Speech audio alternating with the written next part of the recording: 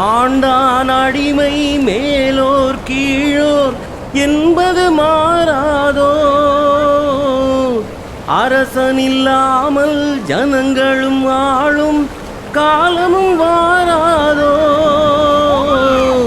என்றொரு காலம் ஏங்கியதுண்டு, இன்று கிடைத்தது பதில் ஒன்று. இன்று எவனும் வேதம் சொன்னால் 2 வருடம் ஜெயில் உண்டு. கேள்வி பிறந்தது அன்று, நல்ல பதில் கிடைத்தது இன்று. ஆசை பிறந்தது அன்று, யாவும் நடந்தது இன்று. கேள்வி பிறந்தது அன்று, நல்ல பதில் கிடைத்தது இன்று. ஆசை பிறந்தது அன்று, யாவும் நடந்தது இன்று.